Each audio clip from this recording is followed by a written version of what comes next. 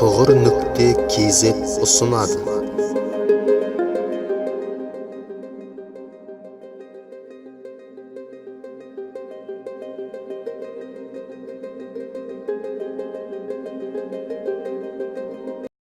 Пайғамбарымыз саллаллаху алейхи вассалам сахабалар қандай болған? Сахабалар айтады, біздің арамызда дейді, Құран жаттаған адамның түрі бірден білінетін, ол әрдайым шаршау түрде жүретін дейді. Өткені жүрген жерінде, тұрған жерінде Құран оқып жүреді дейді. Түнімен намаз оқиды дейді. Оның түрінен танитынбыз дейді. Қари екен, Құран жаттаған адам екендігін дейді. Білесіздер ме, халық дана. Ол қандай қып келетіні сондай бір сыры бар. Енді ол бір сопылық туралы әңгіме айтты дерсіздер. Қалай айтсаңыз өзіңіз білесіз, өмірде сынаңыз, сенбесеңіз. Сынаңыз, өз басыңызбен сынаңыз.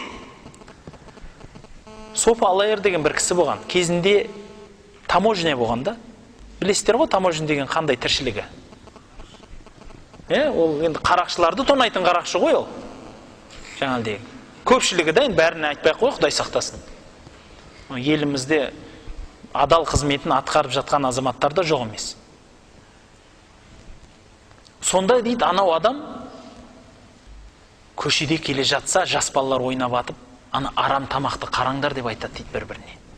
Майда балалар ғой. Оны кім үйретті оны? Сонымен ол еті үйреніп қалған дейді ондайға. Бірақ Алла Құдай хидаят берді. Намазға жығылды. Түнімен намаз оқитын, күнімен ораза тұтатын. Зүхід дейді, Аллахтың дүниесінен шеттелетін, бүкіл арамнан қашып, қолында дүниенің бәрін тарқатып берген адам болған. Сөйтіп бір күні көшеде келе жатса, бір топ балалар ойнап жатыр дейді. Қанша жыл өтті ғой? Алланың пендесі келе жатыр, жол ашыңдар деп айтады дейді. Бала ғой. Түрінен адамның тақуалығы білінеді, ісінен, сөзінен, Алладан қорқатындығы білінеді, бауырлар. Егер сіз Аллахтың осы үйінде жүріп, өзіңіз тақуалық етсеңізше, Аллах сізге береді бәрін. Көріп тұр ғой бәрін.